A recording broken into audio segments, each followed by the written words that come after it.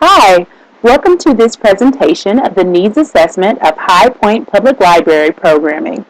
My name is Rachel Smith and I am a part of Group 10 of the LIS 650 course in the Library and Information Studies program at the University of North Carolina at Greensboro.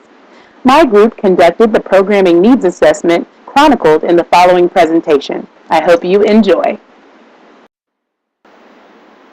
In this presentation, I will introduce the host library and give some background information. I'll provide an executive summary. I'll highlight the library administrator's vision, detail the methods we use to conduct this needs assessment, display our results and findings, and give some recommendations for the library. This needs assessment was conducted for High Point Public Library in High Point, North Carolina. The library operates with one central branch to serve its population, which totaled 104,371 residents, according to 2010 U.S. Census data. The library's main policy, found on their official website, is to offer a full range of services to all residents of the community, striving to provide a safe and orderly environment. The library's collection totals over 400,000 volumes of books, music recordings, videotapes, audiobooks, periodicals, and newspapers.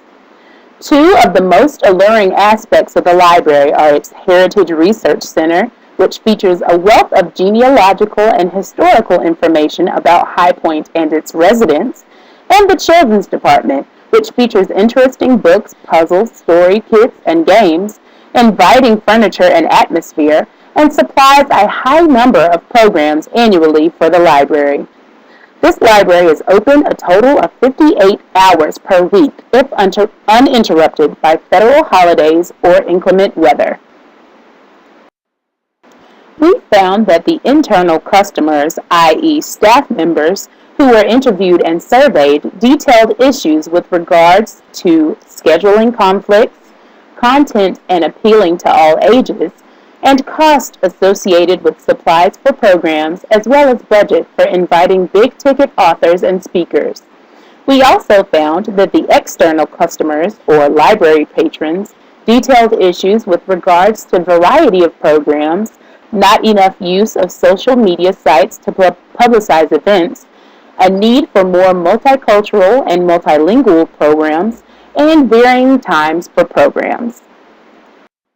We interviewed the library's administrator prior to conducting the needs assessment, and her vision was, we are working towards providing a wide variety of programming that appeals to the entire community, hopefully fostering our role as a community center.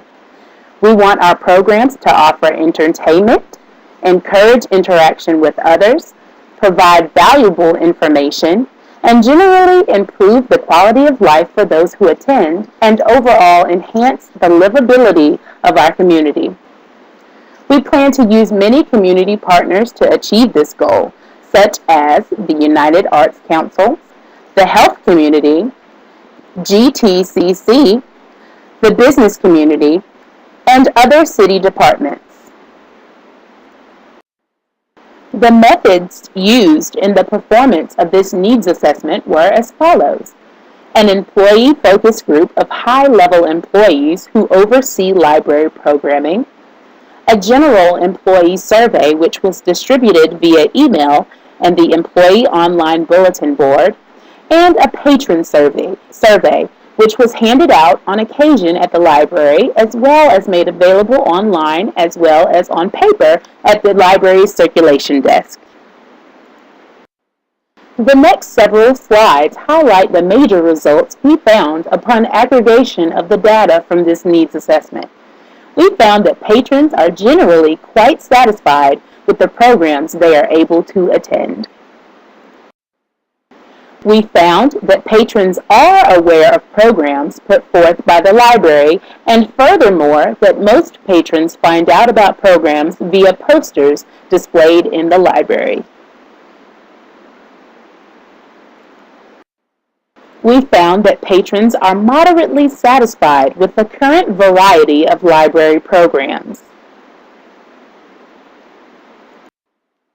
We found that patrons would prefer more use of online sources, namely email lists, the library's website, and the social networking site Facebook to publicize programs.